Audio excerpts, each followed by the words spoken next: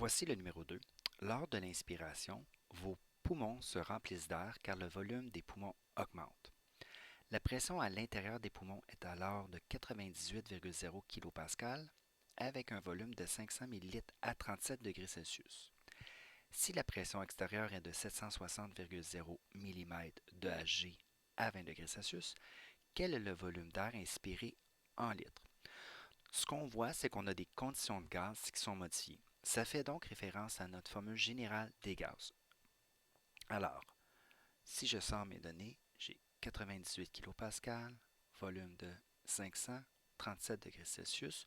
Ce sont mes données initiales. Donc 98,0 kPa, c'est mon volume, ma pression 1. Mon volume 1, c'est de 500 ml. Et ma température 1, c'est de 37 degrés Celsius. Maintenant, mon 37, je vais le mettre tout de suite en Kelvin pour ne pas oublier parce que ma formule générale des gaz ne fonctionne qu'en Kelvin puisque je dois avoir que des températures positives. Donc 310,15 Kelvin. Ma pression extérieure, donc ma pression 2, 760 mm de Hg.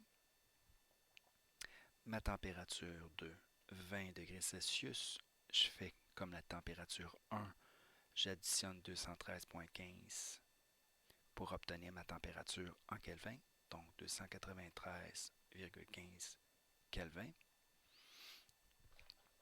Et mon volume 2, je ne le connais pas. On ne parle pas des moles, donc ça veut dire que dans notre formule générale, les moles n'interviendront pas dans mon problème. Maintenant, avant de commencer, je vais regarder si j'ai des conflits d'unités. Mon P2 est en millimètres de Hg et mon P1 est en kilopascal. J'ai le choix de mettre mes kilopascals en millimètres de Hg ou mes millimètres de Hg en kilopascal. Alors, moi, je vais transformer ici mes millimètres de Hg. Je ne veux pas des millimètres de Hg, je voudrais avoir des kPa. Et mon équivalence, c'est que c'est 101,3 kPa pour 760. C'est un calcul qui me paraît un peu inutile puisque c'est ma même valeur, donc 101,3 kPa. Donc c'est peut-être plus pour pratiquer la conversion d'unités. Maintenant, quand je prends ma formule générale des gaz, elle est toujours donnée sous la forme suivante. P1 V1 sur N1 T1 égale P2 V2 sur N2 T2. Et là, je vais enlever mon N1 et mon N2 et je vais isoler. Pour isoler, je vais faire le produit des extrêmes. Donc P1 V1 T2, ça c'est mes extrêmes, égale le produit des moyens. Donc, je vais juste pour que ça soit visuel, ça c'est mes extrêmes.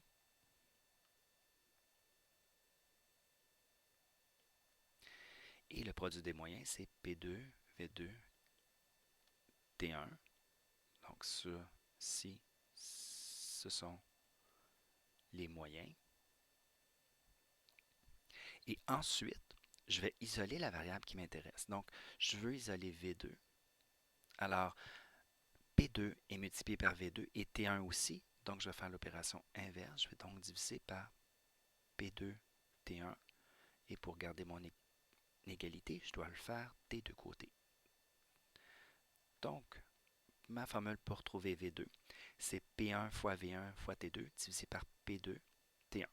Je vais maintenant aller mettre mes valeurs, remplacer 98 kPa fois 500 ml fois T2 298,15 Kelvin. P2 101,3 kPa. Et T1 finalement c'est 310,15 Kelvin. Avant de faire mon calcul, je vais simplifier les unités que je peux simplifier. Il me reste donc des millilitres. J'arrive à 457 millilitres. Simplement vous préciser que je n'ai pas nécessairement fait les chiffres significatifs car j'en aurais gardé deux avec ma température. Maintenant, faire attention que l'unité demandée initialement, ce sont des litres. Donc, je vais pas avoir des millilitres, je vais avoir des litres. Et un litre, c'est 1000 millilitres. Donc, je divise 6 par 1000, 0,457 litres. Voilà.